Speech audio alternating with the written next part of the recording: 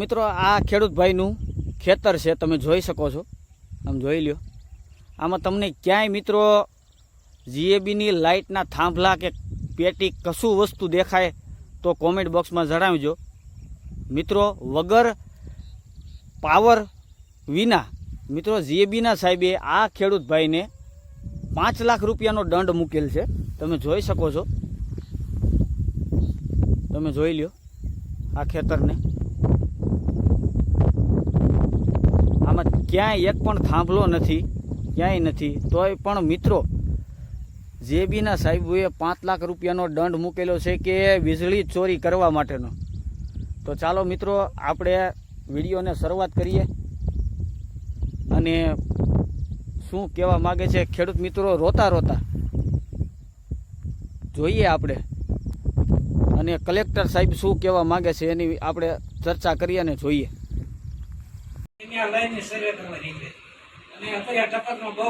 મારે કપા 30 વીઘાની જમીન છે, 15 વીઘા ટપાસમાં પીવાય જેટલી પાણી છે, 30 વીઘા જીવના બોરો પીડ્યો, એમાં મારીમાં કાચો દંડ મૂક્યો, કઈ રીતે કરવો બોલો?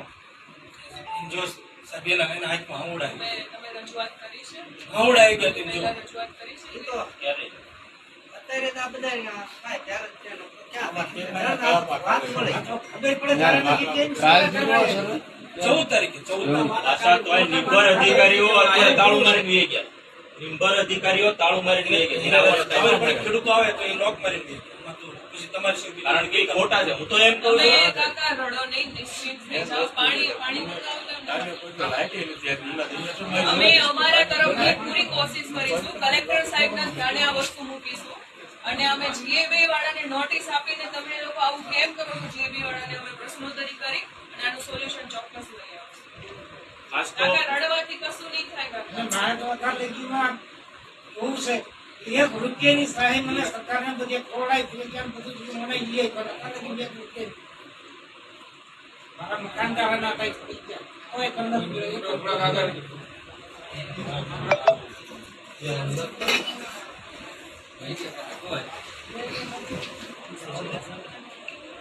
તમે હવે આ ભરીએ કોઈ એવું છે જમીન વેચો તો ભરે છે બરાબર। તો અહીંયા છોકરા છે ને, છોકરા ને એવું છે ને, એને ખાવા માટે હું રાખશો?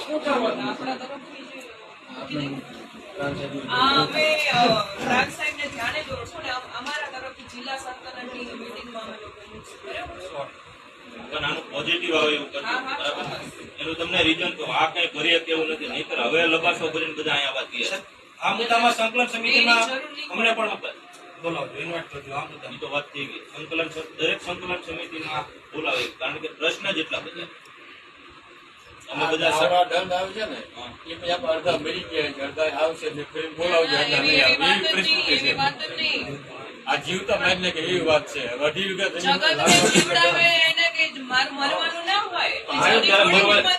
વિચારો થઈ ગયો, કરવાનો નહીં પણ વિચારો થઈ ગયો। આ જીવતા મરી ગયેલા સાહેબ છે એટલે સાહેબ શ્રી આપી વેદના સમજી શકો છો, અમને ખ્યાલ છે, એટલે આપણે આવી રજૂઆત કરે, ત્યાં લાગણીશીલ રજૂઆત કરે, નહીં તો બીજી રીતે